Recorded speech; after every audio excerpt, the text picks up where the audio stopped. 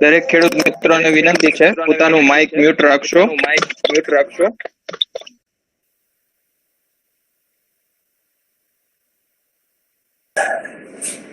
ભાવિકભાઈને વિનંતી છે પોતાનું માઇક મ્યુટ કરશો.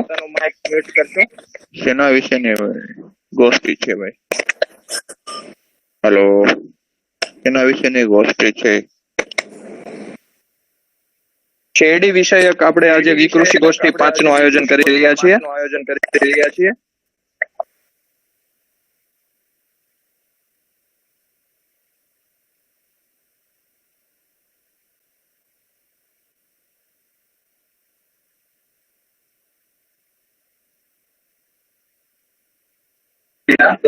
વૈજ્ઞાનિકો દ્વારા આપના પ્રશ્નો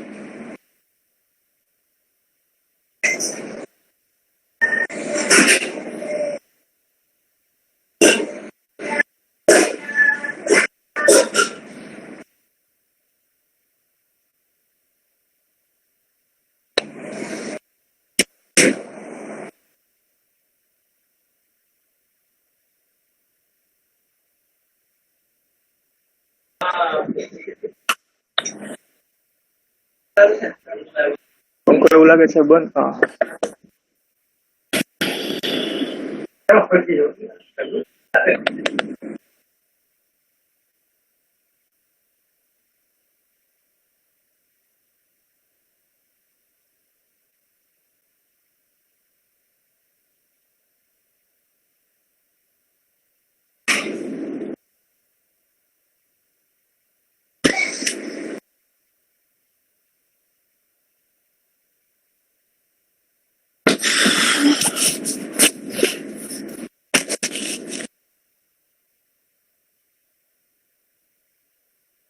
હેલો.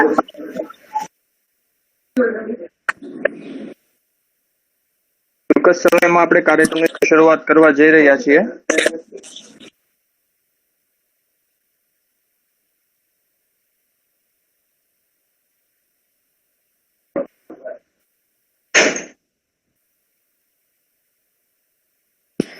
હેલો.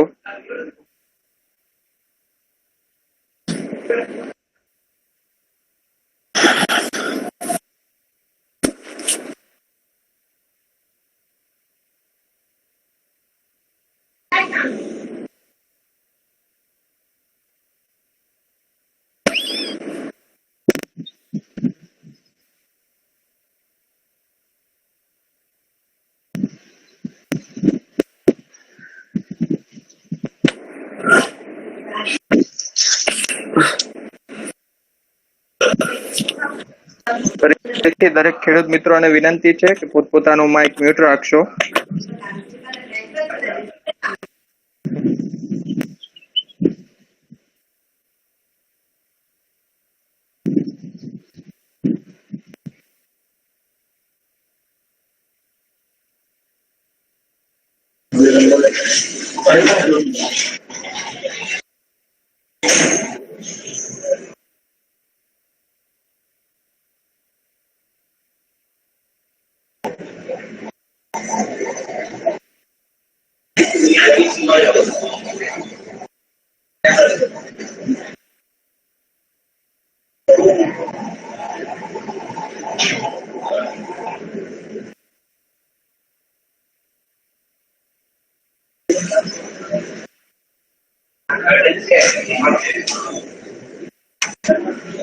આપણે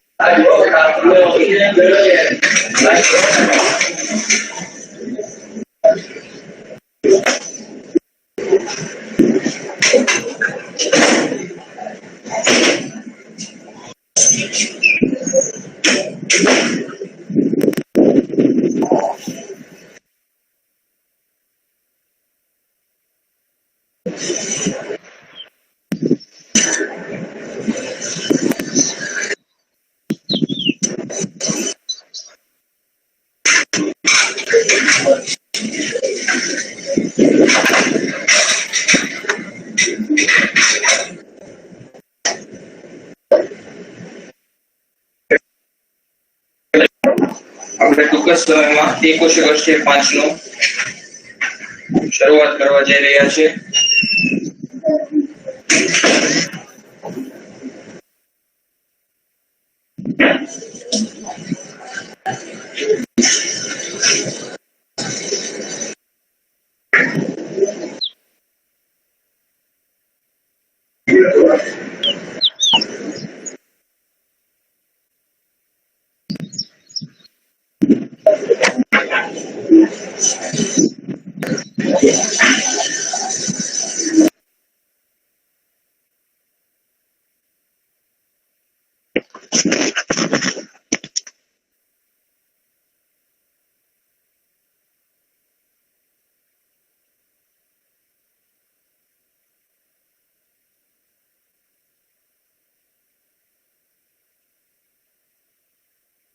हेलो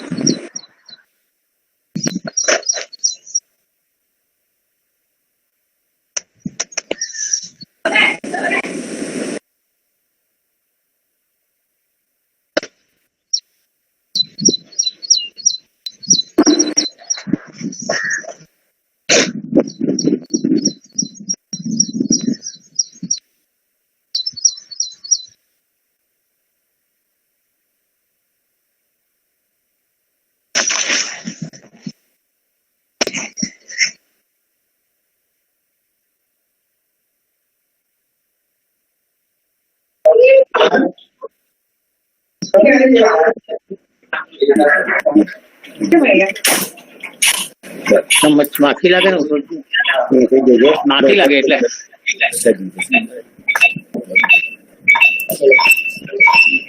નજીક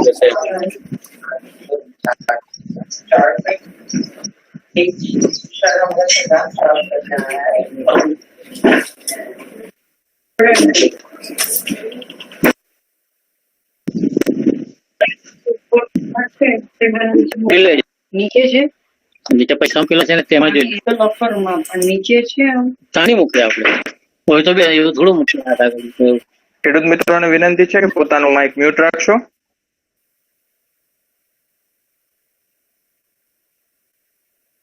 ટૂંક સમયમાં આપણે કાર્યક્રમની શરૂઆત કરવા જઈ રહ્યા છીએ.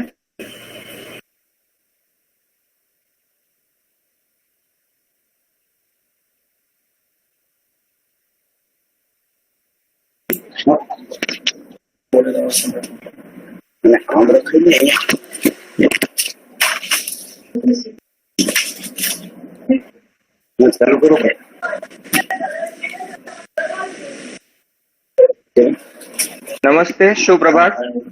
દક્ષિણ ગુજરાતમાં કૃષિ તકનીકોની આર્થિક અસરનું મૂલ્યાંકન હેઠળ નવસારી ગુજરાતના અલગ અલગ જિલ્લાઓમાંથી પસંદ કરાયેલા ખેડૂતો માટે COVID-19 ની પરિસ્થિતિને ધ્યાનમાં લઈને આપણે છેલ્લા 17 દિવસથી અલગ અલગ પાકો પર ઈ કૃષિ ગોષ્ઠીનું આયોજન કરી રહ્યા છીએ. આજ રોજ શેરડી વિષયક ઈ કૃષિ ગોષ્ઠી 5 નું આયોજન થવા જઈ રહ્યું છે. આ કાર્યક્રમમાં ઉપસ્થિત નવસારી કૃષિ યુનિવર્સિટીના કુલપતિ, સંશોધન નિયામક શ્રી એવા ડોક્ટર એસ.આર. ચૌધરી સાહેબ, સહ સંશોધન નિયામક શ્રી તેમજ આ કાર્યક્રમના સહ અધ્યક્ષ એવા ડોક્ટર કે પટેલ સાહેબ, આ કાર્યક્રમ આયોજન અધિકારી તેમજ યોજનાના વડા એવા ડોક્ટર વી.એમ. ઠુમર સાહેબ તેમજ સહ પ્રોજેક્ટ ઇન્ચાર્જ એવા ડોક્ટર નરેન્દ્રસિંહ સાહેબ, આયોજન શાખામાં મદદનીશ પ્રાધ્યાપક તરીકે ફરજ બજાવતા ડોક્ટર અમિત લખિયા સાહેબ તેમજ તેમના માટે આ કાર્યક્રમ થઈ રહ્યો છે એવા તમામ ખેડૂત મિત્રો નું આયોજન શાખા વતી હું રોહિત વઘાસિયા હાર્દિક સ્વાગત કરું છું. હવે વધારે સમય ન લેતા કાર્યક્રમને આગળ વધારતા હું ડોક્ટર વી.એમ. ઠુમર સાહેબને વિનંતી કરીશ કે તેઓ આ યોજનાના કાર્યો અને હેતુઓ વિશે ટૂંકમાં માહિતી આપશે તેમજ સ્વાગત પ્રવચન કરશે. ડોક્ટર વી.એમ. ઠુમર સાહેબ.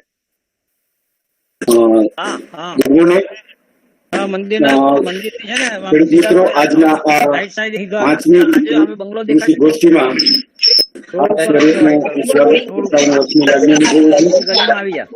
આજની આ કૃષિ ગોષ્ઠીમાં કૃષિ યુનિવર્સિટીના શ્રી ડોક્ટર એસ.આર. ચૌધરી સાહેબ તેમજ આ યુનિવર્સિટીમાં જે કૃષિ ગોષ્ઠી આયોજન કરી રહ્યા છે એના મૂળની અંદર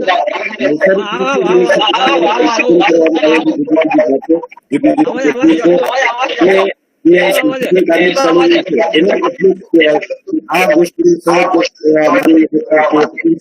કે જેઓ સંશોધન પ્રવૃત્તિનું સમગ્ર સંચાલન કરી રહ્યા છે કરું છું. યોજનાના અમારા નરેન્દ્રસિંહ સાહેબ તેમજ આજના કૃષિ વિજ્ઞાન એવા ડોક્ટર એચ.સી. માલી સાહેબ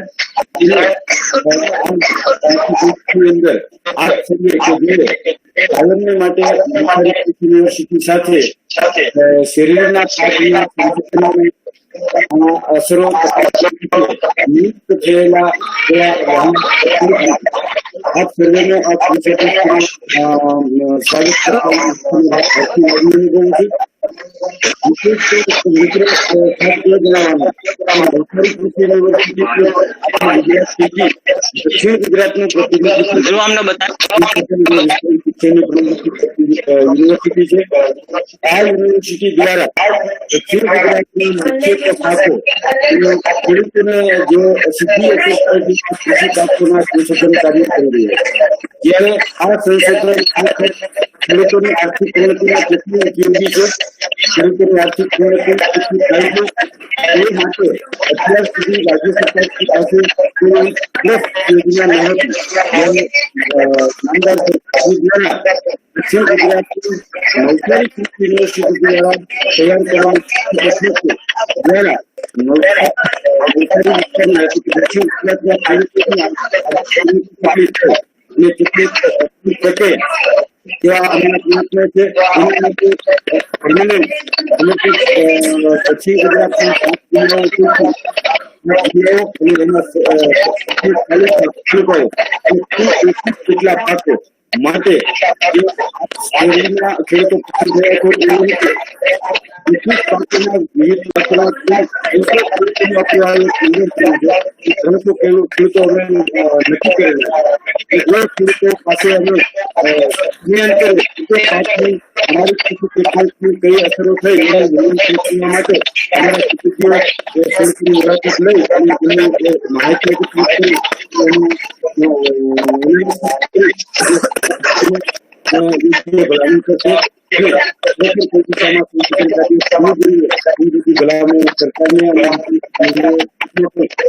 કરી તારણો કાઢવા માટે કાર્ય કરો છો. શેરડીના પાક ખાસ કરીને ફક્ત શેરડીના પાક માટે જે ખેડૂતો પસંદ થયેલા છે તેમાં અત્યારે ચોમાસાની સિઝન છે. શેરડીના પાકની અંદર કઈ કઈ ખેતી કાર્યો કરવાના થાય અને શું કાળજી રાખવાની થાય એના વિશે માર્ગદર્શન આપવા માટે આપણી ગોષ્ઠીની અંદર એના નિષ્ણાત ડોક્ટર માલી સાહેબ ઉપસ્થિત છે. તેમની પાસેથી માર્ગદર્શન આપણે કરીશું. એટલે ફરીથી અંતમાં આપ સર્વનું આ કૃષિ ગોષ્ઠીમાં આમંત્રણ આવકારતા હર્ષની લાગણી અનુભવું છું અને હવે આપણે આગળના કાર્યક્રમમાં જોડાઈશું. આભાર. ઠુમર સાહેબનો ખૂબ ખૂબ આભાર. જેઓએ યોજનાના કાર્યો અને હેતુ વિશે ખૂબ જ સુંદર માહિતી પૂરી પાડી. હવે નવસારી કૃષિ યુનિવર્સિટીના અને આ કાર્યક્રમના સહ અધ્યક્ષ તેમજ સંશોધન નિયામક શ્રી એવા ડોક્ટર કે પટેલ સાહેબ આપણી વચ્ચે ઉપસ્થિત છે. તેઓની હાજરી આપણને સતત બળ અને પ્રોત્સાહન પૂરું પાડે છે. તો હું ડોક્ટર કે પટેલ સાહેબને વિનંતી કરીશ કે તેઓ પ્રાસંગોચિત ઉદ્બોધન દ્વારા આપણને માર્ગદર્શન પૂરું પાડે. ડોક્ટર કે પટેલ સાહેબ. હા, ગુડ મોર્નિંગ. આપ સર્વેને આ કૃષિ ગોષ્ઠીમાં આવતા અત્યંત આનંદની લાગણી અનુભવું છું. ખેડૂત મિત્રો, આજે જયારે દક્ષિણ ગુજરાતના કૃષિ તકનીકોની આર્થિક અસરનું મૂલ્યાંકન એ વિષય ઉપર આજે જયારે અમારા પ્લાનિંગ ઓફિસર અને આ જે સમગ્ર યોજના ચાલે છે એના પીઆઈ એટલે કે એના જે પ્રોજેક્ટ ઇન્ચાર્જ છે એવા ડોક્ટર ઠુમર સાહેબને હું અભિનંદન આપું છું કે આવી સરસ મજાની કૃષિ ગોષ્ઠીનું આયોજન કર્યું. ખેડૂત મિત્રો, મને તમને એક વસ્તુ કહેવાની છે કે નવસારી કૃષિ યુનિવર્સિટી અને ખાસ કરીને દક્ષિણ ગુજરાતમાં શેરડી એક અતિ અગત્યનો ભાગ છે અને અહીંયા આપણે શેરડીની વિવિધ જાતો પર સંશોધન કાર્ય અવિરતપણે ચાલ્યા કરે છે, ઘણા વર્ષોથી ચાલ્યા કરે છે. તો તમને એક ઇન્ફોર્મેશન હું આપી દઉં કે ગયા વર્ષે ડોક્ટર એચ.સી. માલી તમને આજે જે ઇન્ફોર્મેશન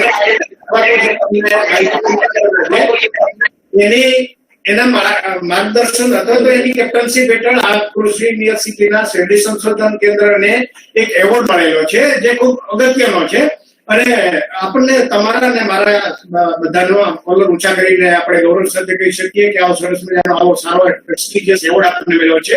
તો ખેડૂત મિત્રો, શેરડીમાં તો આપણે કામ કરીએ છીએ. અમારા ડોક્ટર એચ.સી. માલી જેવા જે વૈજ્ઞાનિકો છે એને આભારી છે. એને જેટલું આભારી છે એની સાથે સાથે આપ ખેડૂત મિત્રો પણ અભિનંદનને પાત્ર છો, કારણ કે આપ ખેડૂત મિત્રો મને ખબર છે અવિરતપણે તમે અહીંયા આવ્યા કરો છો. અમારા માલીને અથવા તમારા જે સંશોધન નિયામક છે એ લોકોની ઓફિસમાં પણ આપ સતત મુલાકાત લો છો, આપના પ્રશ્નોનું નિરાકરણ માંગો છો, આપને કેવી જાત જોઈએ છે, કેવી રીતે જોઈએ છે, શું પ્રશ્ન છે એ અંગે સતત તમે જાગૃત રાખો છો. તો ખેડૂત મિત્રો, આજે મારે તમને એક વિનંતી કરવાની છે કે જયારે આ રીતનું અમે તમને જયારે ટેકનિક આપીએ તો એનું આર્થિક મૂલ્યાંકન કેવી રીતે, તમને કયા પ્રશ્નો નડે છે, શું છે એનું આખી આર્થિક રીતે ગતિવિધિઓનું આખું જે અમે એનાલિસિસ કરવાનું છે અમારા ઠુમર સાહેબ છે આની પર સરસ મજાનો રિપોર્ટ તૈયાર કરશે. તો અથવા તો અમારા કર્મચારીઓ આવે એમને જે કઈ માહિતી માંગે એ વ્યવસ્થિત રીતે તમે એને જો આપશો તો એની પર સાચો સચોટ અને બહુ વ્યવસ્થિત રિપોર્ટ તૈયાર થશે જે ભવિષ્યમાં બહુ ઉપયોગી થઈ પડશે. ખેડૂત મિત્રો, તમને મળવાનું અમારા ઠુમર સાહેબને, ચૌધરી સાહેબને, ઇવન અમને બધાને ખૂબ જ અમે ઈચ્છુક હતા કે આપ સાથે રૂબરૂ મળીએ, પણ આ COVID-19 ની પરિસ્થિતિ એવી છે કે જેમાં રૂબરૂ મળવું છે જોખમી છે. એટલા માટે આજે કૃષિ ગોષ્ઠી ગોઠવી છે. તો ખેડૂત મિત્રો, આપ સર્વ આમાં બહુ રસપૂર્વક આતુરતાપૂર્વક જે ભાગ લઈ રહ્યા છો, તો તો મારી આપ સર્વેને નમ્ર વિનંતી છે કે તમે માલી સાહેબનો નિચોડ પૂરેપૂરો કાઢી લેજો. તમને કોઈ પણ પ્રશ્ન હોય એમને પૂછજો. પેલા એ જે માહિતી આપે તે સાંભળી લેજો. તમને કઈ તકલીફ હોય તો તમે એને પૂછી શકો છો. આ ઉપરાંત અમારા માલી છે એવા સરળ માણસ છે, જમીન ઉપરના માણસ છે કે જે તમે ગમે ત્યારે એને ફોન કરીને પૂછશો તો એ તમને વ્યવસ્થિત જવાબ આપશે જ આપશે. તો ખેડૂત મિત્રો, ફરીથી આપ સર્વેને વિનંતી કે જ્યારે આ યોજનાની અંતર્ગત અમારા કર્મચારી તમારી પાસેથી કોઈ પણ માહિતી લેવા આવે ત્યારે એને વ્યવસ્થિત રીતે અને સારી માહિતી આપશો તો આ પ્રોજેક્ટનો અમારો જે હેતુ છે એ સફળ થશે. ખેડૂત મિત્રો, આપ સૌનો ખૂબ ખૂબ આભાર, ધન્યવાદ. અને હવે પછી આગળની કાર્યવાહી માટે હું વિનંતી કરું છું. ચાલો, જય હિન્દ, જય ભારત. ડોક્ટર કે પટેલ સાહેબનો ખૂબ ખૂબ આભાર. તેઓએ નવસારી કૃષિ યુનિવર્સિટીમાં થતા સંશોધન કાર્યો વિશે, શેરડીના પાક વિશે ખૂબ જ સરસ માહિતી પૂરી પાડી. આ ઉપરાંત તેઓના વ્યસ્ત કાર્યક્રમમાંથી પોતે સમય કાઢીને ઈ કૃષિ ગોષ્ઠી 5માં હાજર રહ્યા તે બદલ પણ તેમનો ખૂબ ખૂબ આભાર માનું છું. હવે કાર્યક્રમને આગળ વધારતા જેઓ ખેડૂતો આતુરતાથી રાહ જોઈ રહ્યા છે એવા ડોક્ટર એસસી માલી સાહેબ કે જેઓ નવસારી કૃષિ યુનિવર્સિટી મુખ્ય શેરડી સંશોધન કેન્દ્ર ખાતે સહસંશોધન વૈજ્ઞાનિક તરીકે ફરજ બજાવે છે, તેમજ તેઓ શેરડીના પાક વિશે રાષ્ટ્રીય તેમજ આંતરરાષ્ટ્રીય ખ્યાતિ ધરાવે છે એવા ડોક્ટર એસસી માલી સાહેબને હું વિનંતી કરીશ કે અમારા દરેક ખેડૂત મિત્રોને શેરડીના પાક વિશે ખૂબ જ ડીપમાં માહિતી પૂરી પાડશે. ડોક્ટર એસસી માલી સાહેબ. નમસ્તે ખેડૂત મિત્રો. માન્ય ડોક્ટર ચૌધરી સાહેબ, અમારા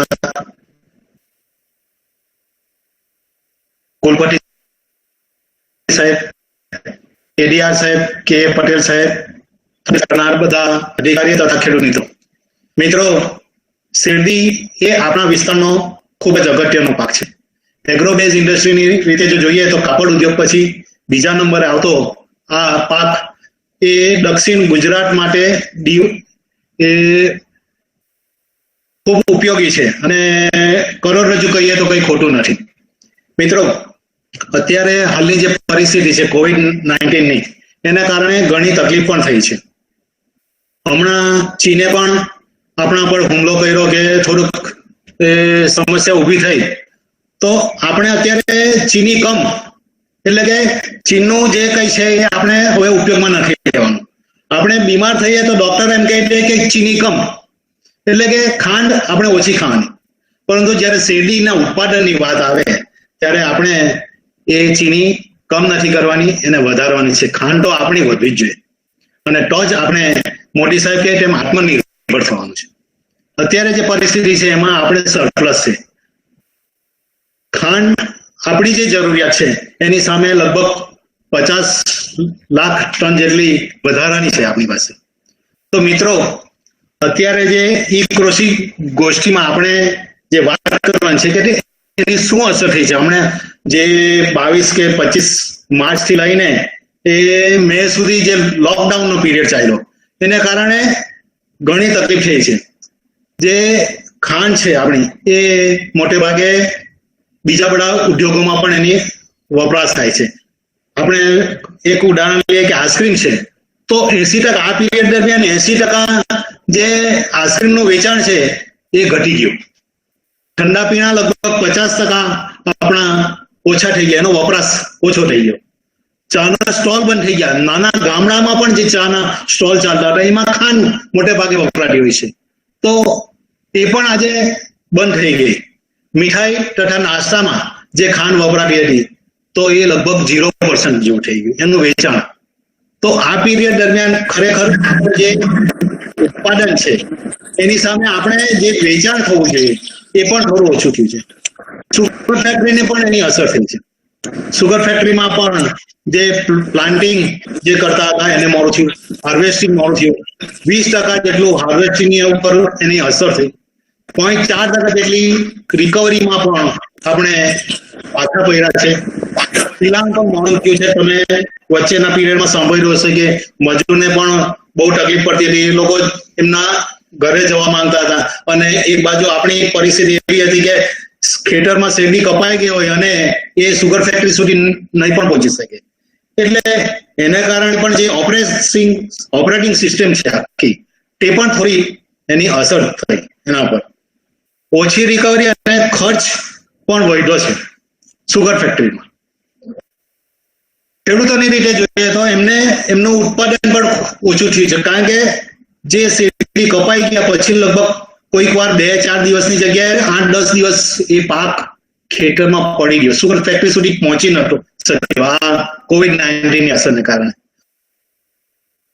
તો એ પણ એની અસર થઈ છે.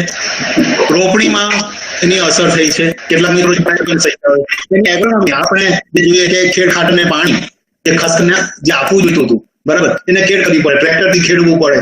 સપ્ટેમ્બર ઓક્ટોબરમાં જે શેરડી રોપેલી હતો એને ખાતર આપવું પડતું હોય છે, એને દવા રોગ જે આવ્યો હોય તો એની મેનેજમેન્ટ કરવું પડતું હોય છે. તો એના પર પણ ખાસી એવી અસર જોવા મળી હતી. મિત્રો, આ બધું ચાલ્યા કરે, પણ શેરડી એક એવો પાક છે કે જે કોઈ પણ પરિસ્થિતિમાં ટકી શકે છે. બહુ વરસાદ પડે તોય વાંધો નહીં આવે, વરસાદ ઓછો થઈ જાય તોય આ શેરડી પાક એવો છે કે એને બહુ વાંધો આવતો નથી. ગરમી ઓછી હોય તોય ચાલે. આપણે જોઈએ તો શિયાળામાં લગભગ 11-12 ડિગ્રી ટેમ્પરેચર થઈ જાય અને કોઈ વાર 8-10 ડિગ્રી પણ ટેમ્પરેચર થઈ જાય, તો શેરડીના પાકને એમાં કઈ વાંધો આવતો નથી. અને ટેમ્પરેચર જો વધે 45 ડિગ્રી થઈ જાય તો આ તો વિષુવવૃત્તનો પાક છે. શેરડી એ આપણો વિષુવવૃત્તનો પાક છે. જેટલી ગરમી થશે એટલી ઉત્પાદનમાં એનો વધારો આવશે. એટલે શેરડી એક એવો પાક છે કે જે કોઈ પણ પરિસ્થિતિમાં તકે. અને ખાસ કરીને આ પરિસ્થિતિમાં પણ આપણે COVID-19 ની જ્યારે વાત કરતા હોઈએ તો એમાં પણ તમે બીજા પાકની સરખામણી કરો ને, માનો કે શાકભાજી લો તો એ વેચાણ જ બંધ થઈ જાય તો એ નાશ થઈ જાય. જ્યારે આપણે આપણી સુગર ફેક્ટરીના બધા જે આયોજકો છે એમને ખૂબ સારી મહેનત કરી છે, ખૂબ સારું આયોજન કર્યું છે, અને બધો જ પાક, કોઈ પાક આપણે એવું રિપોર્ટ નથી જોવા મળ્યો કે ભાઈ શેરડી કાપવાની રહી ગઈ હોય. થોડી મોડી થઈ પણ છેલ્લે અંતે આપણે સારું કામ કર્યું છે. સુગર ફેક્ટરીએ ખૂબ સારું કર્યું છે, મજૂરોએ સારું કામ કર્યું છે, અને યુનિવર્સિટીએ પણ ખૂબ સારું કાર્ય કર્યું છે. તો એને કારણે આપણે ઘણું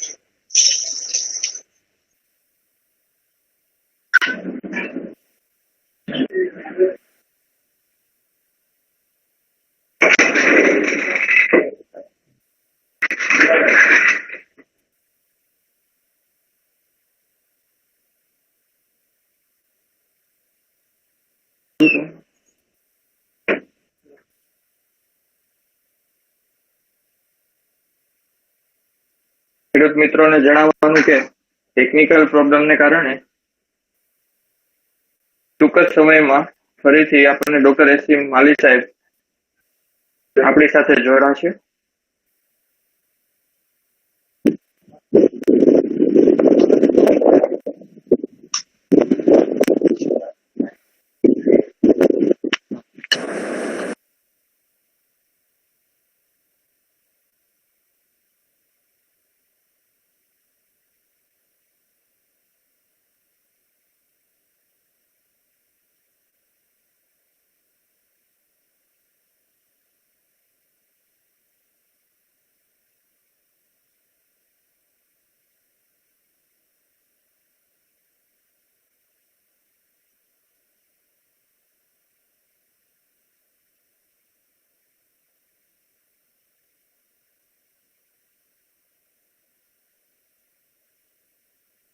કોવિડ-19 ની પરિસ્થિતિને ધ્યાનમાં લઈને આપણે આજે શેરડી વિષયક ઈ કૃષિ ગોષ્ઠીનું સુંદર મજાનું આયોજન કરી રહ્યા છીએ, ત્યારે ટેકનિકલ પ્રોબ્લેમને કારણે આપણે થોડો સમય રાહ જોઈશું.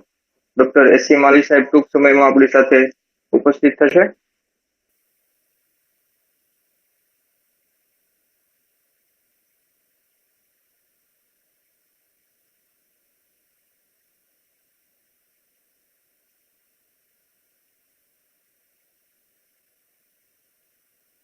દરેક ખેડૂત મિત્રોને જણાવવાનું કે એમને શેરડી વિષયક પાકમાં કોઈ પણ પ્રશ્ન હોય તો તેઓ વોટ્સએપ ગ્રુપ માધ્યમ દ્વારા તેમનો પ્રશ્ન અહીંયા મોકલી શકે છે. તેમનું ચોક્કસપણે નિવારણ કરવામાં આવશે. આપણી વચ્ચે ડોક્ટર એસસી માલી સાહેબ ઉપસ્થિત છે, તો હું તેમને વિનંતી કરીશ કે તેઓ શેરડીના પાક વિશે માર્ગદર્શન પૂરું પાડે. ડોક્ટર એસસી માલી સાહેબ.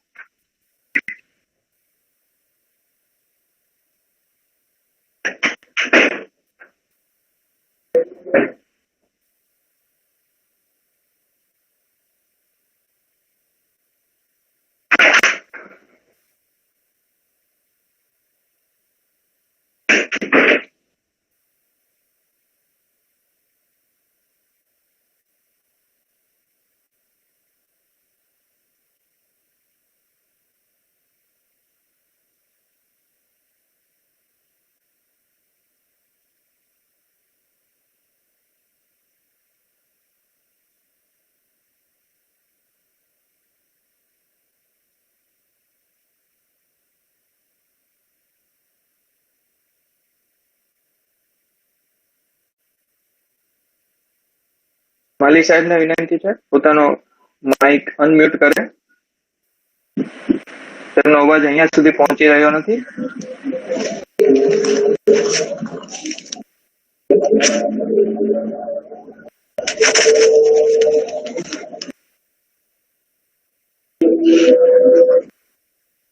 ડોક્ટર એસસી માલી સાહેબને વિનંતી છે પોતાનું માઇક અનમ્યુટ કરે. તેમનો અવાજ અહીંયા સુધી અને ખેડૂત મિત્રો સુધી પહોંચી રહ્યો નથી.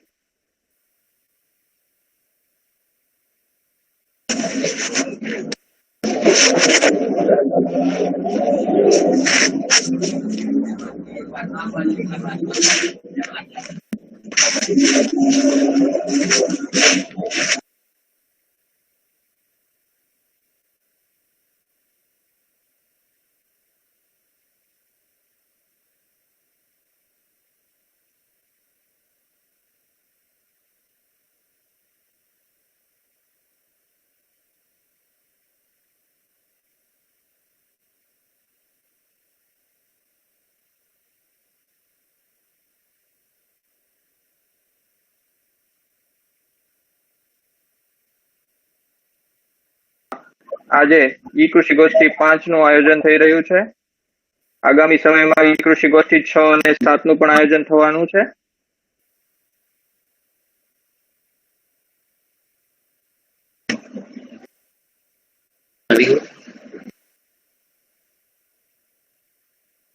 ટૂંક સમયમાં એસસી માલી સાહેબ આપણી સાથે જોડાશે અને આપણને શેરડીના પાક વિશે માહિતી પૂરી પાડશે. ડોક્ટર એસસી માલી સાહેબ. મિત્રો સોરી, હાજી, આપણે જમીનની તંદુરસ્તીની વાત કરતા હતા. એમાં 3 કોમ્પોનન્ટ અગત્યના છે: એની ભૌતિક પરિસ્થિતિ, એની રાસાયણિક પરિસ્થિતિ અને એની જૈવિક પરિસ્થિતિ.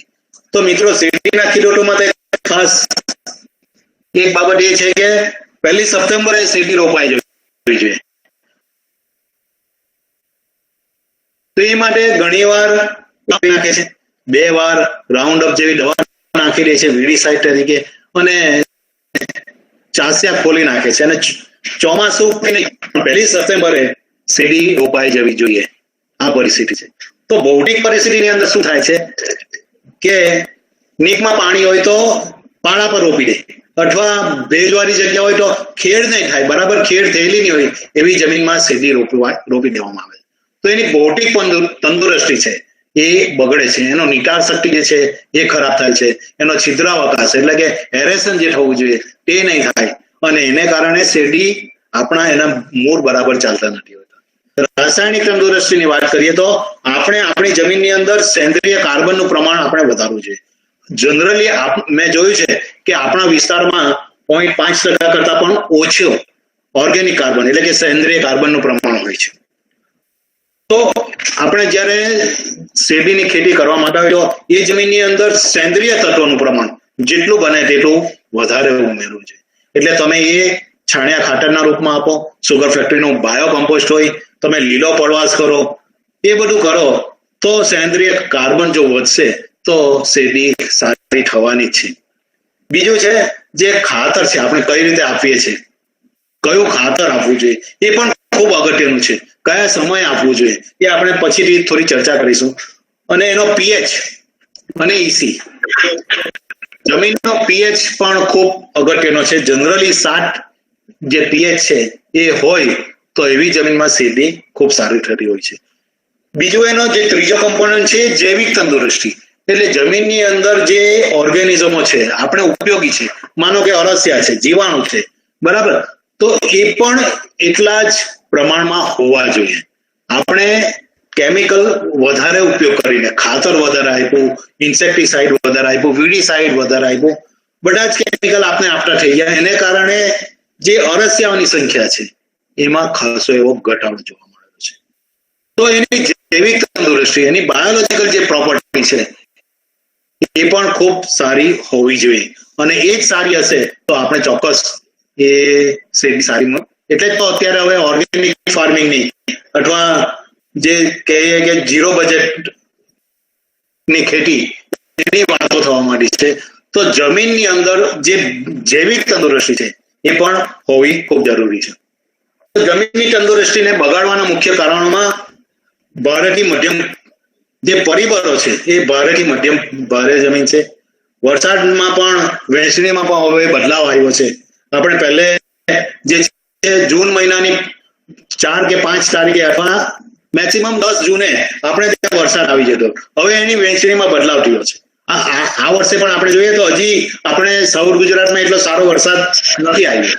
અમુક વિસ્તારોમાં ભૂતળ પાણીની અછત છે, પાણી ખૂબ ઓછું હોય અને એની ગુણવત્તા પણ ખરાબ હોય. માનો કે એનો ઈસી ખરાબ હોય તો આપણે શેરડીની પર એ સીધી અસર કરતો હોય છે. એટલે જમીનનો પીએચ છે, એનો ઈસી છે, એ જો વધારે હોય તો પણ એ આપણા શેરડીના પાક ઉપર અસર કરતા હોય છે.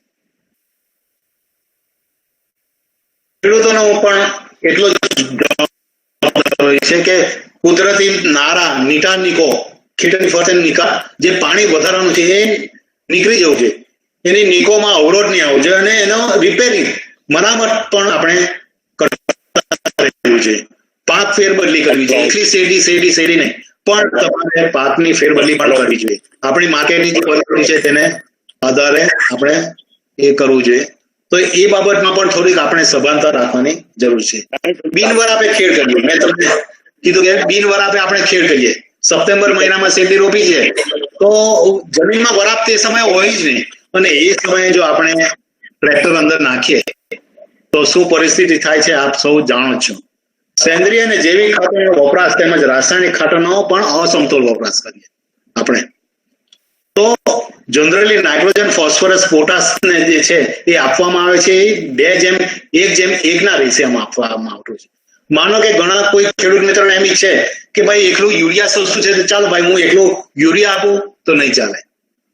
તમારે ફોસ્ફરસ પણ આપવો પડશે, પોટાશ પણ આપવો પડશે, અને એ કેટલું આપવું જોઈએ એ પણ ખૂબ અગત્યનું છે. તો અમે જ્યારે યુનિવર્સિટીની વાત કરતા હોય તો અમે 1 વીંગામાં 2.25 ગુણ યુરિયા, 1.5 ગુણ ડાય અને 1 ગુણ પોટાશ આપીએ છીએ. આટલો આખા વર્ષનું અમારું ખાતર છે. ખેડૂત મિત્રો ઘણું આપે છે. ઘણા મિત્રો એમ કહે કે ભાઈ 100 ટનની જગ્યાએ મારે 125 ટન, 150 ટન કરવું છે તો એટલીસ્ટ થોડું વધારી શકાય, પણ એકદમ ડબલ કે 3 ગણું ખાતર ખેડૂત મિત્રો આપે છે તો એ સલાહ ભરેલું નથી. કૃષિ રસાયણનો દુરુપયોગ થાય. કેમિકલ જે છે, માનો કે કોઈ જીવાતને આપણે કંટ્રોલ કરવી છે અને એનો 10 ml જ આપવાનું છે 10 લીટર પાણીમાં, તો આપણે ઘણીવાર એ 25-30 ml અથવા 50 ml સુધી પણ પહોંચી જતા હોય છે. તો અહીંયા આગળ જે સંશોધન થાય છે ત્યારે એ બધી બાબતનું ધ્યાન રાખવામાં જ આવે છે. 5 ml દવા પણ આપવામાં આવે, 10 ml પણ આપવામાં આવે, 15 ml પણ અને 20 ml પણ આપવામાં આવે. અને કયામાં એનું રિઝલ્ટ સારું હોય છે. મોટી દુનિયાની મોટી કંપનીઓ છે એ પણ જે છે એનો ડોઝ ફિક્સ કરેલો છે. તો આપણે શું કામ એનાથી ઉપર જવું જોઈએ? તો ખર્ચ પણ ઘટશે અને એની સાથે પર્યાવરણને પણ આપણે બચાવી શકીશું. પછી પાણીનો આપણે બહુ ઉપયોગ કરીએ. નેરવાળા મિત્રોને ખાસ ખબર હશે, હું ઘણીવાર ગમતમાં કહેતો પણ છું કે આપણે જે શેરડી છે એ ટપક નહીં ડબક પિયત પદ્ધતિથી આપીએ, એટલે ઘૂંટણ સુધીનું પાણી પડી જાય. આપણી માનસિકતા એવી છે, કારણ કે સાઉથ ગુજરાતમાં બહુ પાણી છે. આપણી માનસિકતા એવી છે કે એટલે આપણે પાણી બહુ આપીએ છીએ, પણ ખરેખર એવું નથી. શેરડીને કે બીજા પાકને ડાંગર સિવાય મોટે ભાગે ભેજની જરૂર હોય છે, બહુ પાણીની જરૂર નથી. એટલે પાણી વધારે છે એનો મતલબ એવું નથી કે આપણે બહુ પાણીનો ઉપયોગ કરવો જોઈએ. બીજું, માસવાર રોપાણનો ભાવ. 1 સપ્ટેમ્બરે જે શેરડી રોપે એની કાપણી 1 સપ્ટેમ્બર વાળાની જ કાપણી લગભગ નવેમ્બર ડિસેમ્બરમાં પૂરી થાય, કારણ કે 50 થી 60% વિસ્તાર 1 સપ્ટેમ્બરે રોપાઈ જાય શેરડી. એટલે સુગર ફેક્ટરીને પણ એટલી જ તકલીફ પડે છે. તો આપણે જો માસવાર રોપાણ કરીએ, ખાસ કરીને અમે તો એમ કહીએ કે ઓક્ટોબર મહિનાથી જો રોપાણ કરવામાં આવે તો વધારે ફાયદો થાય. ગયા વર્ષે આપણે જોયું કે શેરડી જે છે વરસાદ ખૂબ પાછળ લેટ સુધી ચાલ્યો, એટલે સુગર ફેક્ટરી જ લેટ ચાલુ થઈ. હવે 1 સપ્ટેમ્બરે રોપી દીધેલી તો પહેલો જે કાપવા વાળો છે ખેડૂત, એની જે કપાટી છે એને 14 મહિનાથી 15 મહિના થઈ જ ગયા હોય છે. તો એ સમયે એનું ઉત્પાદન એટલું સારું નથી આવતું. ખાસ કરીને જયારે આપણે 86-032 કે જે અર્લી ગ્રુપની જયારે વાત કરતા હોઈએ, એવી જે વેરાયટી છે એમાં બાણિયા થઈ જાય, તો એ પણ એક તકલીફ છે. જમીન તેમજ પાણીની ચકાસણી નહીં કરાવે અને કરાવે ત્યાર પછી એક આગળ ઘરે જ રહે, એનો કઈ અમલ નહીં થતો હોય, તો એ પણ બરાબર નથી. આપણે આપણી જે જમીન છે, આપણી જે પાણી છે એ કેવું આપીએ છીએ એ ખૂબ એનો અગત્યનો આધાર રાખે છે. એટલે ટકાઉ ખેતી આપણે કરવાની છે. એવું નથી કે ભાઈ એક વર્ષમાં આપણે બહુ ઉત્પાદન લઈ લીધું અને બીજા વર્ષે પછી ડાઉન થઈ જાય, ત્રીજા ચોથા વર્ષે આપણે છોકરાઓને ખાલી 7-12ની નકલ જ આપીએ, એવું નહીં થવું જોઈએ. તો આપણે ટકાઉ ખેતી પર ખૂબ ભાર આપવો જોઈએ. તો સતત ગુણવત્તાસભર વધુ ઉત્પાદન આવવું જોઈએ, સાથે નફાકારકતા પણ વધવી જોઈએ અને પર્યાવરણની જાળવણી, એટલે કે આપણે બીજું પર્યાવરણને નુકસાન નહીં થાય તે રીતનો આપણો અભિગમ પણ હોવો જોઈએ. એટલે પ્રકૃતિ પરિવર્તનશીલ છે, આપણે પણ તેને અટકાવી શકતા નથી, પરંતુ સાચી દિશામાં તેનો ઉપયોગ કરવામાં આવે એ સમજદારી છે. આ ખૂબ અગત્યનું છે. એટલે જયારે જમીનની આપણે વાત કરતા હોઈએ તો આપણે છાણિયું ખાતર પહેલેથી જ આપણા ઋષિ મુનિઓ કહેતા આવેલા છે કે છાણિયું ખાતર બેસ્ટ વિકલ્પ છે. એમાં વનસ્પતિને જોઈતા બધા જ તત્વો આવી જતા હોય છે. તો છાણિયું ખાતર સારું કોવાયેલું હોય, આ શબ્દ હું ખાસ ભાર દઈને મૂકું છું, સારું કોવાયેલું છાણિયું ખાતર હોય તો એનો આપણે ઉપયોગ કરવો જોઈએ.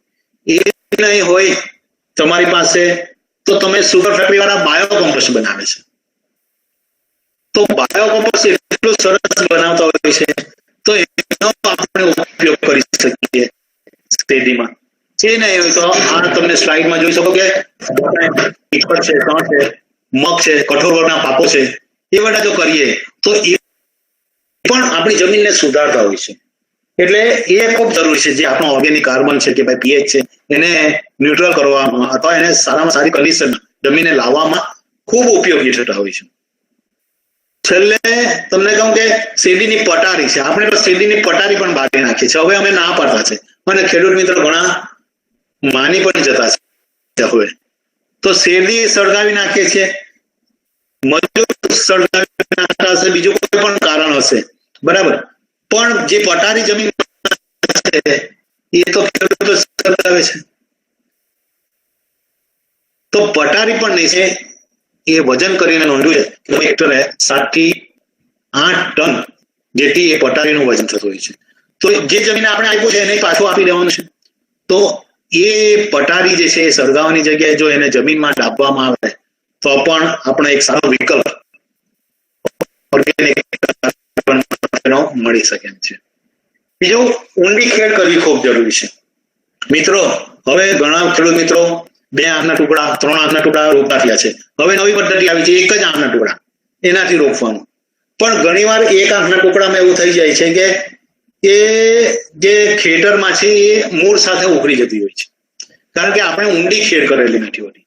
તો આ સબસોઇલ નામનું એક સાધન છે કે જેનાથી ઊંડી ખેડ કરવામાં આવે તો મૂળ એના ઊંડા જશે. મૂળ ઊંડા જશે તો શેરડી ઊભી રહેવાની છે.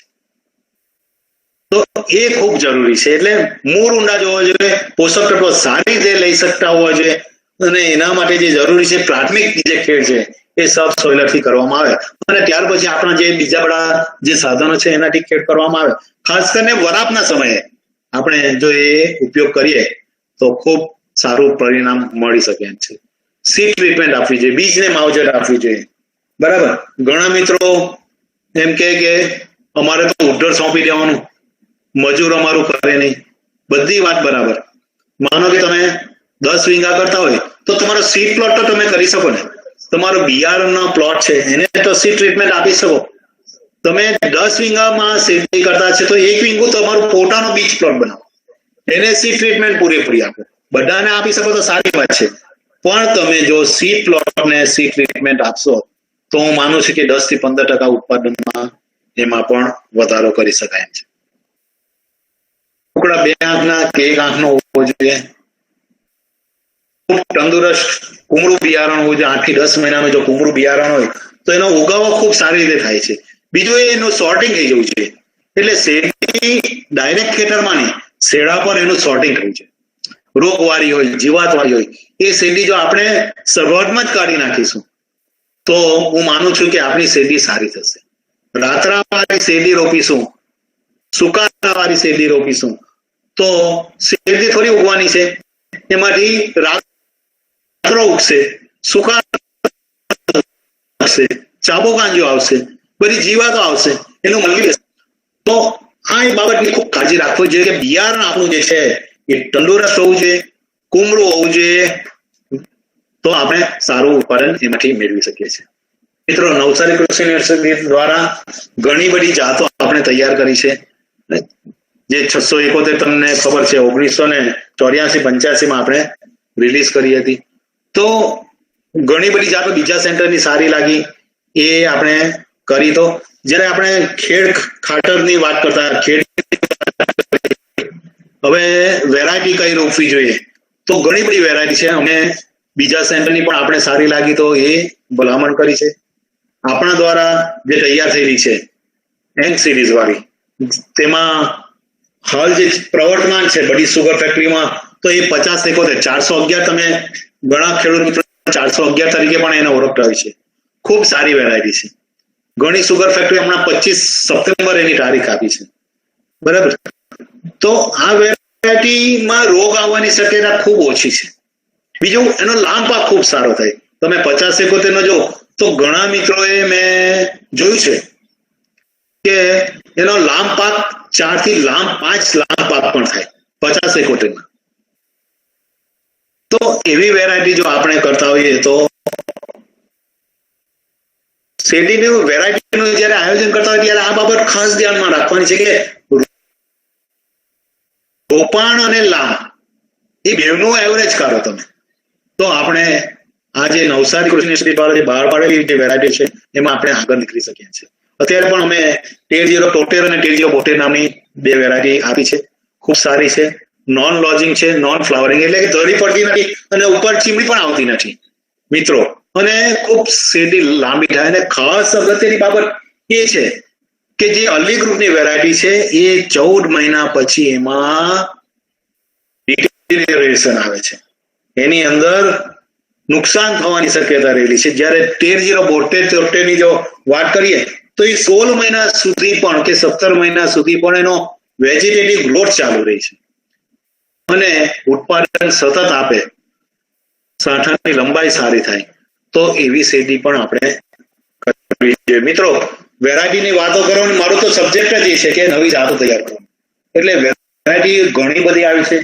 હમણાં હરિયાણાથી આપણે 238 નામની એક વેરાયટી આવી છે. ખૂબ સારી છે, રિકવરી પણ સારી આપે, ઉત્પાદન પણ સારું આપે, પણ એને કાળજી રાખવામાં આવે, એને સીડ ટ્રીટમેન્ટ આપીને રોપવામાં આવે તો એ ફાયદાકારક છે. નહીતર એમાં પણ પછી રોગ આવવાની શક્યતા છે. રિકવરી સારી છે, એને ઉનાળામાં થોડોક ગરમી એને અસર થયેલી જોવા મળે છે. એટલે અમારી ભાષામાં કહે કે લીફ ફાયરિંગ થઈ જાય, એના પાન સુકાઈ જેવા જાય એવું લાગે, પણ ફરી પાછું ચોમાસામાં રિકવર થઈ જતા હોય છે.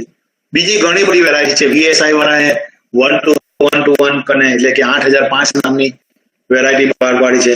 પાડેગાંવ વાળાએ 265 આપી છે. કોઈમ્બતુર થી 86032 1996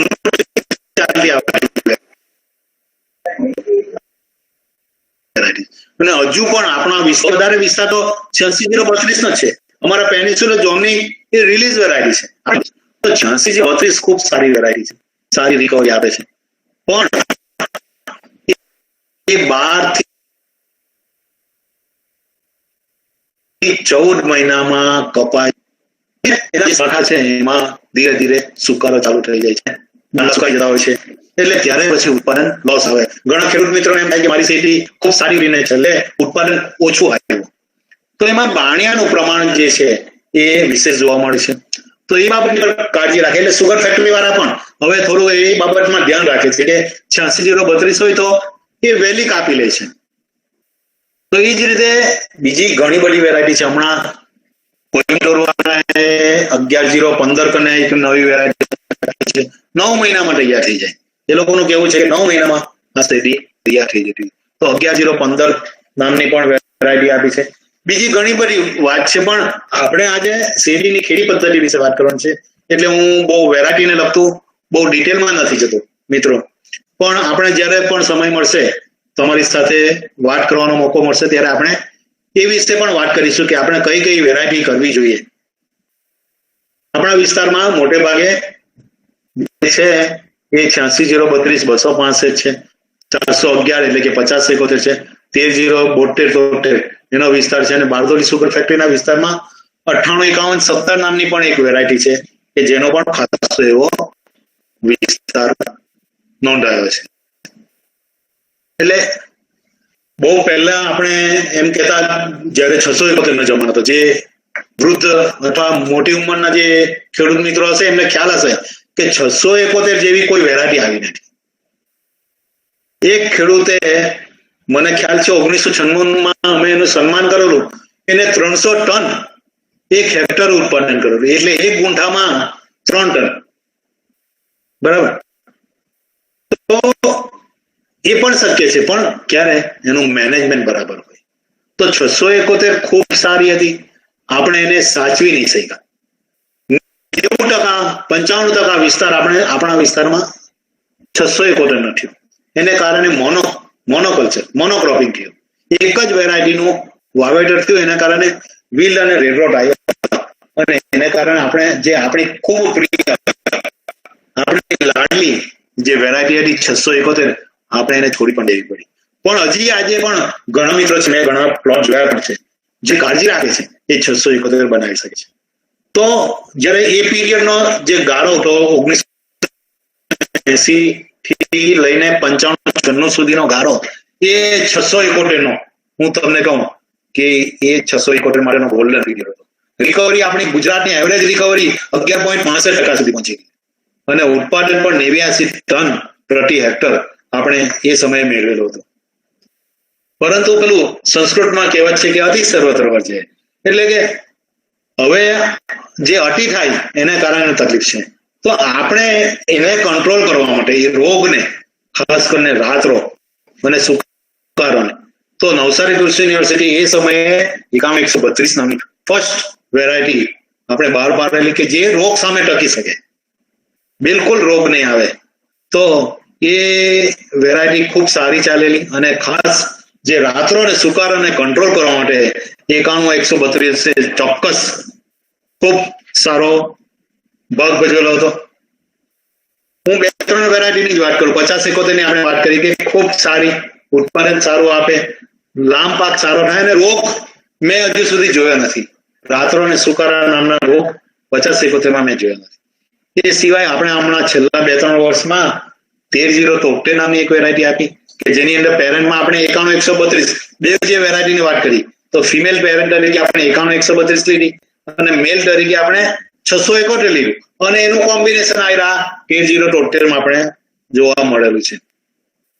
રીતે 13-072 પણ આપણે ખૂબ સારું ઉત્પાદન આપે, એટલે કે ઉપર પીછી પણ નહીં આવે, બરાબર, અને ખૂબ લાંબી થાય અને ઢળી નહીં પડે એવી આ જાત આપણે આપી છે. આ બધા અમારા સમયના વાઇસ ચાન્સલર સાહેબ ડાંગરિયા સાહેબ હતા અને એમને પણ અમારા પ્લોટની મુલાકાત લીધેલી હતી. એટલે આ માનસિંહભાઈ પટેલ છે, એમને પણ મુલાકાત લીધી. ખેડૂત મિત્રો ઘણા આવ્યા અને આ બધી વેરાયટી એમને પસંદ પડી હતી. 60 સુગરના મિત્રો કે મડી સુગરના ચેરમેનના ઘરે પણ આપણે સમીરભાઈને ત્યાં પણ આપણે આ પ્લોટ બનાવેલો હતો.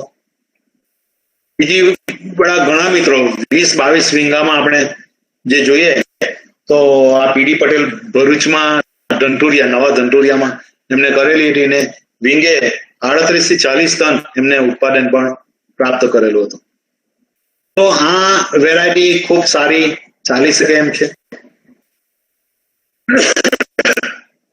હમણાં જે પ્રોમિસિંગ છે એમાં 15-071 છે. હવે એની રોપણીની વાત કરીએ તો આપણે ભીની પદ્ધતિથી જનરલી અહીંયા રોપણી કરવામાં આવે છે. એમાં આંતરપાક પણ લેવો જોઈએ મિત્રો, કારણ કે ખેતી જે શેરડીની વાત કરીએ તો લગભગ એક વીંગે 40,000 થી 50,000 રૂપિયા જેવો ખર્ચ થઈ જાય છે. એટલે આપણે શેરડીમાં જો આંતરપાક લઈશું તો વધારે આપણે મળે, બરાબર. અને જે કઠોર મગ છે તો મગનો હવામાનનો નાઇટ્રોજન ફિક્સ કરી આપે એટલે ફાયદો પણ નાઇટ્રોજન વધારાની આવક આપે. રીતે આપણે આંતરપાક પણ જો લેવામાં આવે થોડા પદમાં, તમારી જે અથવા તમારું માર્કેટિંગ એનું તે પ્રમાણે તમે આંતરપાક લઈ શકો. બીજું એ શેરડી રોપણી સમયે તમારે એ જે તે પાક એની સિઝન પણ ધ્યાનમાં રાખવી જોઈએ. 90 થી 100 દિવસમાં એ પાક તૈયાર થઈ જવો જોઈએ. એ બાબત પણ ધ્યાન પૂરતી અને એની કાળજી રાખવામાં આવે તો આંતરપાક વધારાની આપણે આવક આપી શકીએ. તમે ડુંગળી કરી શકો, તમે ચણા કરી શકો, તમે મગફળી કરી શકો, તમે પાપડી, અમે નવસારી યુનિવર્સિટી દ્વારા GNIB 21 અને 22 નામની 2 વેરાયટી પાપડીની પણ તૈયાર કરી છે. ખૂબ સારું ઉત્પાદન આપે છે અને શેરડીમાં એ ખૂબ સફળ છે પાપડીનો આંતરપાક, તો એ પણ આપણે કરી શકીએ છીએ. એટલે અહીંયા આગળ આ ઘણા બધા પાકો આપણે લીધા છે. તો તમે કોઈ વાર મુલાકાત આવો તો અમે તમને બતાવીશું કે શેરડીમાં કયા કયા આંતરપાક પણ લઈ શકાય છે. ગલગોટા પણ કરી શકાય, બટાકા પણ કરેલા છે ઘણા મિત્રોએ, ફુલેવર કરવામાં આવે, બીટ કરવામાં આવે, કાકડી કરવામાં આવે, ઘઉં કરવામાં આવે, આ બધું કરવામાં આવે છે. તો એ ખૂબ જરૂરી છે.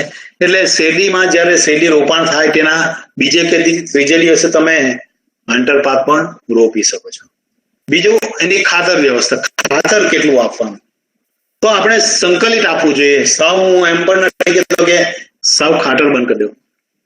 તો જમીન એની જે છે એ સંકલિત જે મેનેજમેન્ટ છે એની વ્યવસ્થા છે એ સંકલિત હોવી જોઈએ.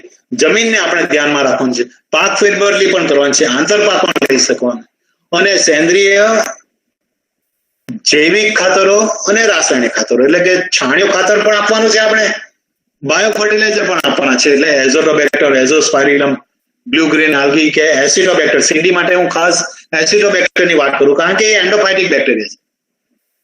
બીજા બધા જે જૈવિક ખાતરો છે ને એ જમીનમાં રહીને હવામાનનું નાઇટ્રોજન આપે છે, જ્યારે એસિટોબેક્ટર છે એ શેરડીમાં રહીને પણ હવામાનનું નાઇટ્રોજન શેરડીને આપે છે. અને રાસાયણિક ખાતરો તો ઓછા કરવાના છે, જેટલા બને તેટલા આપણે રાસાયણિક ખાતરો ઓછા કરવાના છે. તો સેન્દ્રિય ખાતર વધારતા જાઓ, જૈવિક ખાતરો તમે વધારતા જાઓ, રાસાયણિક ખાતર ઓછું કરો તો ચોક્કસ આપણે સારું પરિણામ, કારણ કે આપણી જમીન તંદુરસ્ત હશે, જમીન બરાબર હશે તો પછી રાસાયણિક ખાતર પણ જે ઓછું હશે તો પણ એ જવાબ આપશે. એટલે સપ્રમાણ સમતોલ આપણે 25 ટન આપણી ભલામણ જે છે એ હેક્ટરે 25 ટન જેટલું છાણિયું ખાતર આપવું જોઈએ, અથવા સુગર ફેક્ટરીનું બાયોકમ્પોસ્ટ બાટી 15 ટન જેટલું આપવું જોઈએ. રોપાણ પાકમાં અમારો જે ભલામણ છે 250, 125 પ્રમાણ છે, અને લાંબ પાકમાં આપણે નાઇટ્રોજન થોડું વધારે આપવાનું છે. એટલે સમયસરની પાકની જરૂરિયાત ધ્યાનમાં રાખીને આપણે આપણે ખાતર આપવું જોઈએ. તમને એમ લાગે કે મારું આ વખતે સારું ઉત્પાદન આવશે તો તમે થોડુંક વધારે પણ આપી શકો છો, બરાબર. એટલે એની કાર્યક્ષમતા વધે અને પર્યાવરણને નુકસાન નહીં થાય. ખાસ કરીને જમીન, પાણી અને હવા એને નુકસાન નહીં થાય તે રીતે જો આપવામાં આવે તો ચોક્કસ પરિણામ સારું આવી શકે. મિત્રો, શેરડીના પાકની વૃદ્ધિના જુદા જુદા તબક્કા છે. 0 થી 45 દિવસ એટલે આપણે શેરડી રોપીએ તો એ જર્મિનેશન એટલે એનો સ્ફુરણકાળ કહેવાય. એટલે એમાં એની વૃદ્ધિ કેટલી, ખાલી 5% કરતા પણ ઓછી હોય, બરાબર. તો એ સમયે ખાતરનો એ એટલો ઉપયોગ નથી કરતું. ખાતરનો ઉપયોગ ક્યારે કરે છે? 46 દિવસથી 120 દિવસ દરમિયાન જે છે એ પીળા ફૂટવાનો સમય છે, બરાબર. એ સમયે એની 25 થી 30% વૃદ્ધિ થતી હોય છે. અને જે ગ્રાન્ડ ગ્રોથ ફેઝ કહેવાય એટલે કે ઝડપી વૃદ્ધિનો તબક્કો 120 દિવસથી લઈને 270 દિવસ એટલે કે 4 મહિનાથી લઈને તમે 9-10 મહિના સુધીનો એ ગાળો છે. એ વૃદ્ધિ સૌથી ઝડપી થતી હોય છે. ખાતર ઉપયોગમાં આવે, બરાબર.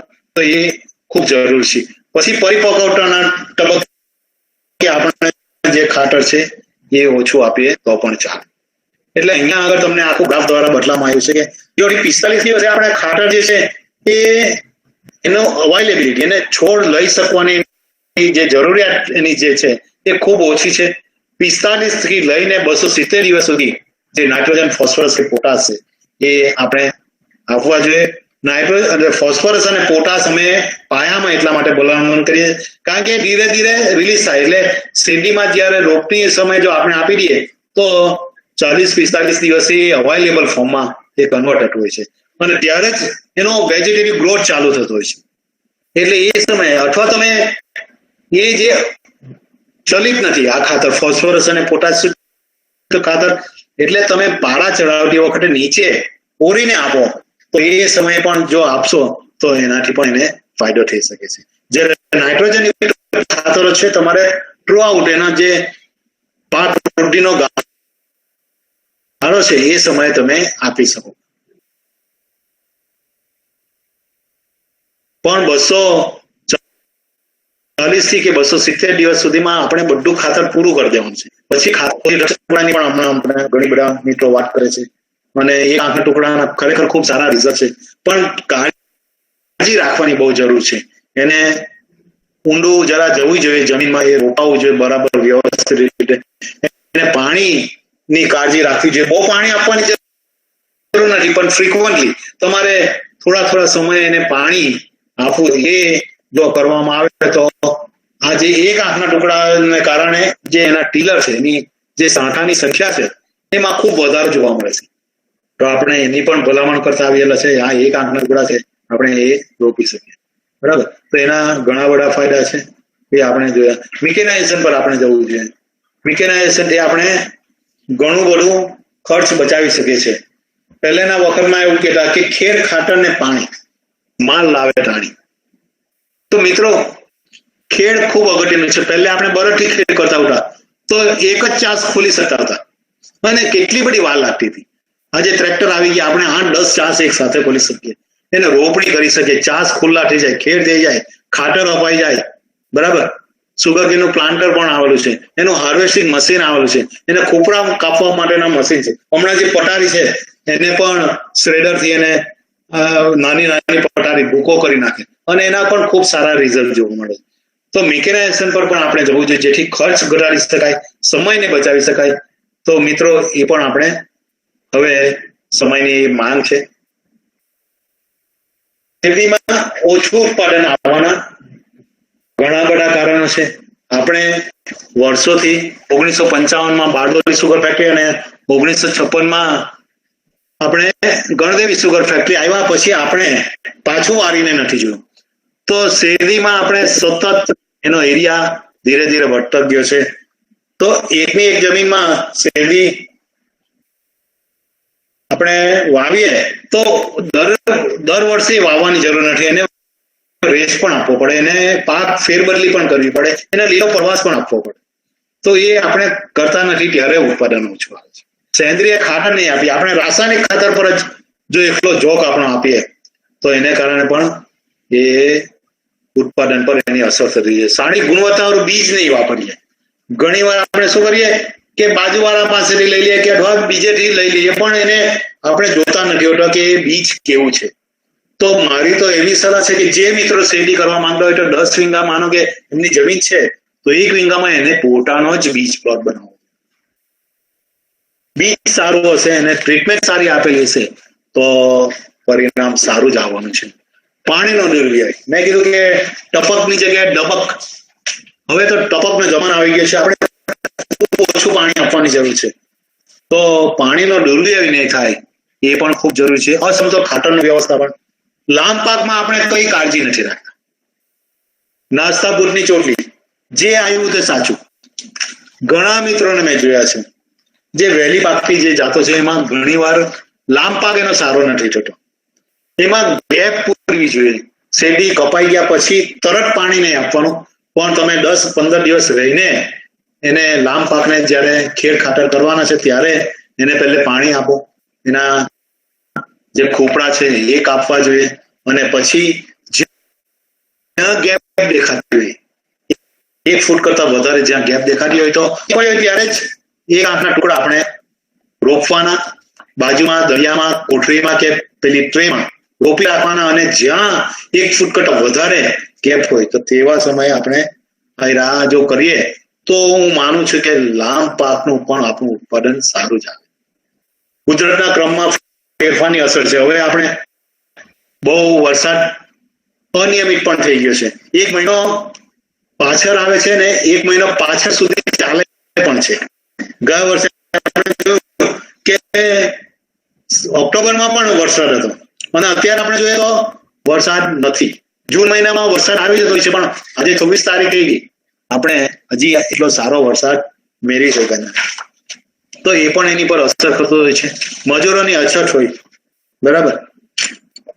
ઇલેક્ટ્રિક પાવર કાપ આવે, યાંત્રિકરણનો અભાવ,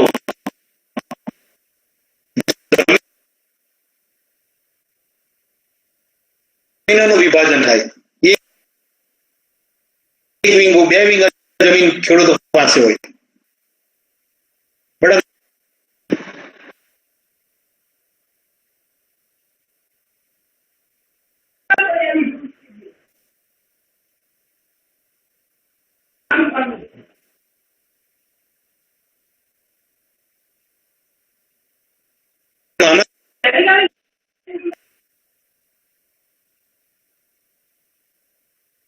પાસે બધી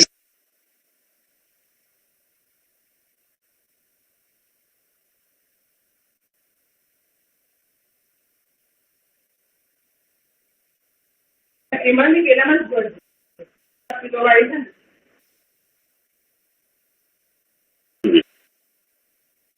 ઉપર લખેલું ને ઉપર આવ્યું.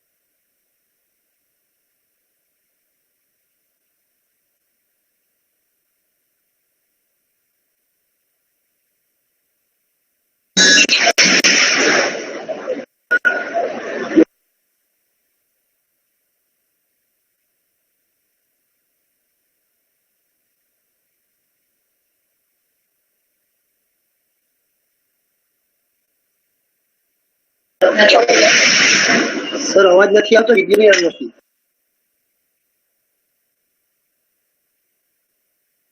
દરેક ખેડૂત મિત્રોને જણાવવાનું કે ટૂંક જ સમયમાં એસી માલી સાહેબ આપણી વચ્ચે ઉપસ્થિત થશે.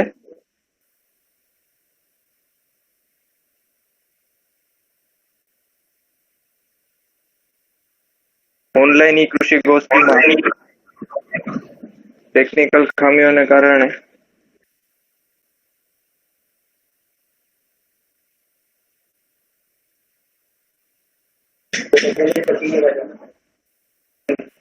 શેર કર્યો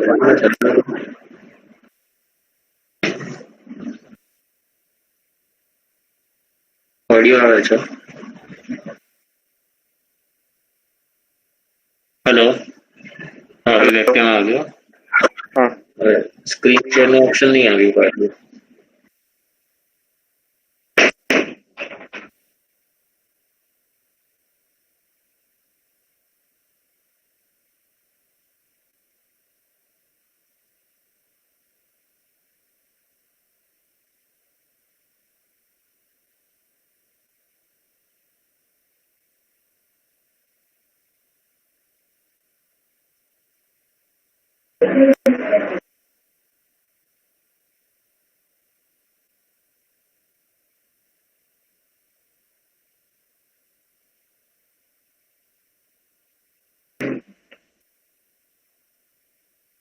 દરેક ખેડૂત મિત્રોને જણાવવાનું કે શેરડી વિષયક આપના પ્રશ્નો વોટ્સએપ ગ્રુપના માધ્યમ દ્વારા આપ અમારી સુધી પહોંચાડી શકો છો.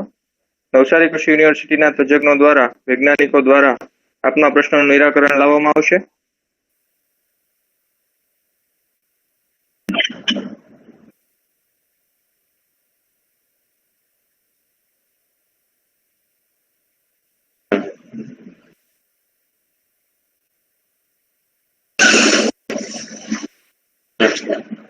मैंने अपने समझा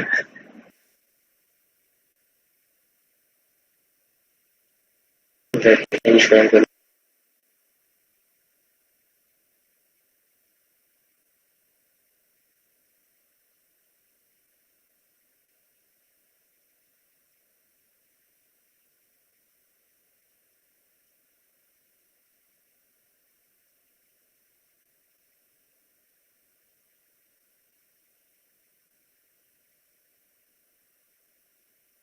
ડોક્ટર એસ સી માલી સાહેબને જણાવવાનું કે તેમનું માઇક અનમ્યુટ કરે.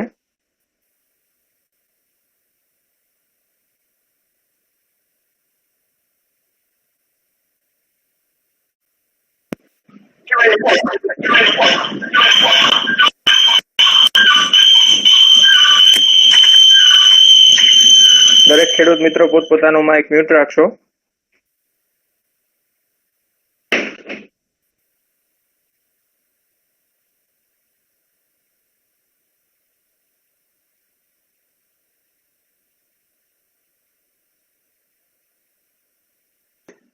મિકેનિકલ કે બાયોલોજીકલ કરીએ અને છેલ્લે જ રસાયણ પર જે જો જરૂર હોય તો જ, અને તે પણ યોગ્ય માત્રામાં યોગ્ય સમયે આપણે જો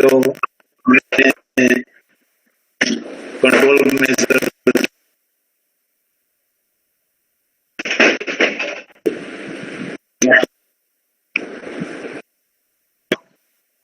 માનનીય કુલપતિ ચૌધરી સાહેબ, કે પટેલ સાહેબ અને ઠુમર સાહેબ તથા નરેન્દ્ર સાહેબ, બીજા આયોજન સાથે સંકળાયેલા મિત્રો, આપ સૌએ મને જે બોલવા માટેની તક આપી તે બદલ આપ સૌનો ડોક્ટર એસ સી માલી સાહેબનો ખૂબ ખૂબ આભાર. માલી સાહેબને જણાવવાનું કે અમારા ખેડૂત મિત્રો જહાંગીરભાઈને શેરડી વિષયક પાકમાં એક પ્રશ્ન છે, તો જહાંગીરભાઈને વિનંતી કરીશ કે તેઓ પોતાનું માઇક અનમ્યુટ કરી અને ડોક્ટર એસ સી માલી સાહેબને આપનો પ્રશ્ન જણાવશો. જહાંગીરભાઈ.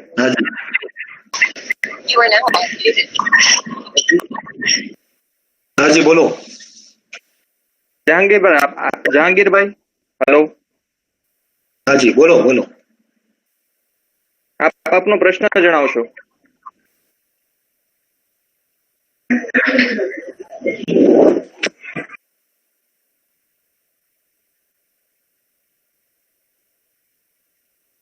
જહાંગીરભાઈ, આપનો અવાજ અહીંયા સુધી આવી પ્રશ્ન રહ્યો છે. આપ અહીંયા આપનો પ્રશ્ન જણાવશો.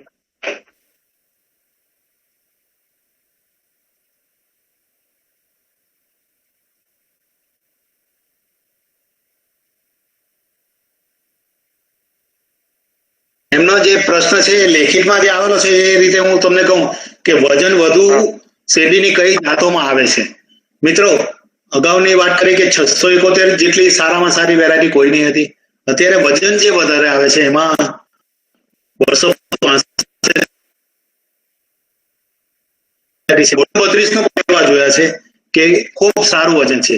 અમે ગઈકાલે જ અહીંયા વેસમામાં રસિકભાઈને ત્યાં ગયા હતા તો એમને 86-032 નો ખૂબ સરસ પ્લોટ બનાવેલો હતો અને એક વીંગામાં 47 થી 48 ટન ગયા વર્ષે પણ એનું ઉત્પાદન આવેલું. એટલે આપણી મેનેજમેન્ટ પર આધાર રાખે છે કે તમે શું કરવા માંગો. વેરાયટી તો છે એનું વર્લ્ડ રેકોર્ડ એમ કે 400 ટન સુધી પર હેક્ટર ઉત્પાદન, એટલે ઘણી બધી વેરાયટી છે જ એ બાબતની. ખૂબ ખૂબ આભાર. હાજી, બીજો કોઈ માલિક સાહેબ. હાજી. આજના કાર્યક્રમમાં માલી સાહેબે આપણને શેરડી વિષય પાકમાં ખૂબ જ ઊંડાણપૂર્વક માહિતી આપી.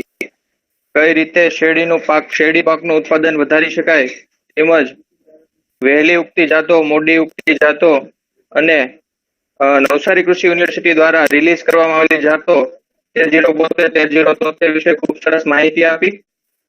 તે બદલ હું આયોજન શાખા વતી ડોક્ટર એસસી માલી સાહેબનો ખૂબ ખૂબ આભાર વ્યક્ત કરું છું.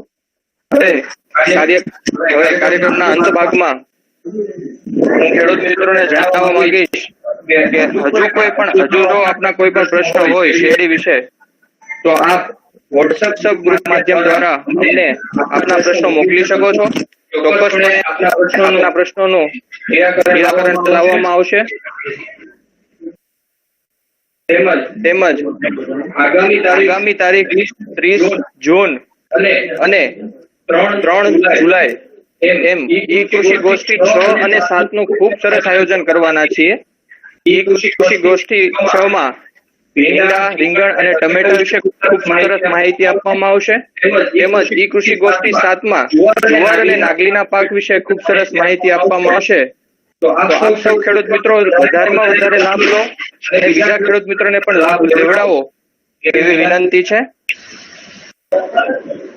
તો આ કાર્યક્રમને આપણે અંતે પૂર્ણ જાહેર કરીએ છીએ. આભાર.